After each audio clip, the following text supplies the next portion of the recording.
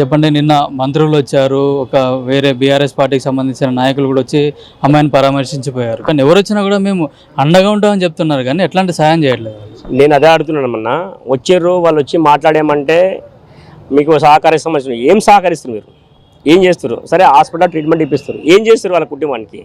అమ్మాయి రేపొద్దు బతికిన రోజుల్లోకి వెళ్ళా ఆమె పరిస్థితి బాగుంటే బెడ్ రెస్ట్ మొత్తం ఆమె పరిస్థితి ఏం చేయాలనుకుంటారు గవర్నమెంట్? ఎందుకు చెప్పలేకపోతారు? ముగ్గురు మినిస్టర్ ఉన్నారు అక్కడ, డిప్యూటీ సీఎం ఉన్నాడు, ఏం మాట్లాడలేకపోతే ఎందుకు మాట్లాడలేకపోతారు? వచ్చి పోతారు, పర్మిషన్ చెల్లిపోతారు. మేము అదే అడుగుతున్నాం. ఇవాళ ప్రభుత్వం ఇవాళ హోమ్ మినిస్టర్ గారు సీఎం గారు ఏమంటే బయటకు వచ్చి మీరు మాట్లాడండి, మీరు నోరు విప్పండి ఫస్ట్. ఎందుకంటే వాడు తీవ్రవాది, వాడు ఒక పకడ్బందీ ప్లాన్ తోటి వాడు అమ్మాయిని రేప్ చేసి చేతులు ఇరగొట్టేసి కిందికి పడేసాడు వాడు. మళ్ళీ అదే మొత్తం అంటే ఇక్కడ ఏం లేకుండా తెలియకుండా వాడు పోలీసుని కేసు పెట్టడం జరిగింది. అమ్మాయి అని తీసుకుపోయి మీరు వేరే ట్రీట్మెంట్ తీసుకోమని చెప్పడం జరిగింది. అంత మూర్ఖత్వం చేసిన వాడిని వల్ల ఏదో మేము అరెస్ట్ చేసినాం కదా, మేము బిడ్డేసినాం కదా అంటే కాదు, కుదరదు. సమాజం ఆలోచించాలి. వాళ్ళ యూపీలో ఏం జరుగుతుంది చెప్పండి, సమాజం ఏమలుస్తుంది, బెంగాలీ వాళ్ళు ఏమలుస్తుంది సమాజం, తెలంగాణ సమాజం ఏం కోరుకుంటుంది, అది చేయాలా లేకుండా మీ ఇష్టం వచ్చి మీరు చేస్తారా? కాబట్టి ప్రభుత్వం ఆలోచించండి. ఏమంటే వీడిపైన జ్యుడిషియల్ ఎంక్వైరీ చేయండి, ఒక కమిటీ వేయండి, ఆ కమిటీ తోటి నిర్ధారణ చేయండి, వాడిని ఉరిశిక్ష వేయండి అని మేము డిమాండ్ చేస్తున్నాం. అంతేకాదు ఇవాళ ప్రభుత్వము అమ్మాయి ఉంది, అమ్మాయి పరిస్థితి బాగలేదు, రేపొద్దున బతికిన రోజులు బెడ్ రెస్ట్ ఉండాలి. కాబట్టి ఆమె ఎట్లా బతకాలి? కాబట్టి ₹1 కోటి అమ్మాయి పేరు పైన డిపాజిట్ చేయమని ప్రభుత్వం డిమాండ్ చేస్తున్నాం. అంతేకాదు తల్లిదండ్రులు ఉన్నారు, వాళ్ళ ఏం చేయలేని పరిస్థితి, వస్తున్నారు, అందరూ పోతున్నారు, మేము గెలిచిపోతాం అంతే. కానీ వాళ్ళ ఖర్చులకు పైసలు కావాలి కదా, ఒక ₹10 లక్షలు ఇమ్మీడియట్లీ విడుదల చేయమని చెప్తున్నాం. మేము ప్రభుత్వం ఆలోచించాలి, కాబట్టి విడుదల చేయమని మేము డిమాండ్ చేస్తున్నాం. అంతేకాకుండా ఏమంటే ఇవాళ సమాజం ఆలోచించాలి, ఇవాళ హిందూ సమాజం ఆలోచించాలి. ఇలాంటి సంఘటనలు తెలంగాణలో చాలా జరుగుతున్నాయి. అన్ని సంఘటనలు బయటికి రావట్లేదు, వచ్చిన అక్కడక్కడ క్లోజ్ చేస్తారు. ఇవాళ పెద్ద పెద్ద రాజకీయ నాయకులు అండదండతో క్లోజ్ అయిపోతున్నాయి ఇవాళ. కాబట్టి సమాజం ఏమంటే ఇవాళ ముస్లిం ఏమైనా తీవ్రవాదులు ఉన్నారో ముస్లింతో వాళ్ళతో దూరంగా ఉండండి, వాళ్ళ దగ్గరికి వెళ్ళకండి, వాళ్ళతో బిజినెస్ చేయకుండా ఏం చేయకుండా అప్పుడు ఆ కొడుకులకు అర్థమవుతుందని చెప్పి హెచ్చరిక చేస్తున్నాం. తెలంగాణ గవర్నమెంట్లో చాలా మదర్సాలు ఉన్నాయి. మదర్సాలు ఏమంటే మదర్సాలు ఏం తయారవుతారు? అక్కడ ఒక ఇంజనీర్ తయారవుతుందా, ఒక సైంటిస్ట్ తయారవుతుందా, ఒక పెద్ద డాక్టర్ తయారవుతుంది, ఏం తయారవుతుంది అక్కడ? ఒక తీవ్రవాద తయారవుతుండు, హిందూ వ్యతిరేక తయారవుతుండు, ఒక దేశ వ్యతిరేక తయారవుతుండు, ఒక ధర్మ వ్యతిరేక తయారవుతుండు. అలాంటి వాటిని వాళ్ళ ప్రభుత్వం ఎట్లా నడిపిస్తుంది? వాళ్ళ ప్రభుత్వానికి చిత్తశుద్ధి లేదు. కాబట్టి ఆ మదర్ని తొలగించండి, అసలు గవర్నమెంట్ స్కూల్ మంచి స్కూల్ పెట్టండి, అసలు మంచి విద్య అందించండి. కానీ ఒక తీవ్రవాద సెంటర్ పైన మీరు ఎందుకు ఆలోచించలేకపోతారు? ఇవాళ ఏ సంఘటన జరిగినా, దేశంలో ఎక్కడ ఏ సంఘటన జరిగినా మన తెలంగాణ వాళ్ళు ఎందుకు ఉంటున్నారు? ఎక్కడ వేరే దేశం సంఘటన ఎందుకు ఉంటున్నారు? ఎక్కడ ఏ సంఘటన ఎందుకంటే ఇది తీవ్రవాదాలకు అడ్డైపోయింది.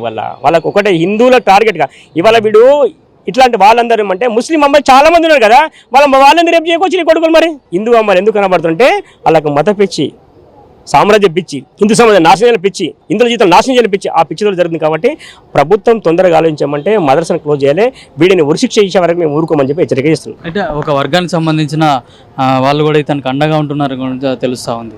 ఆర్ఆర్ ఏమంటే పిఎస్కి ఏమంటే చాలామంది ముస్లిమ్స్ వచ్చిపోయారు, నాయకులు వచ్చిపోయారంట, ముస్లిం మత పెద్దలు వచ్చిపోయారంట.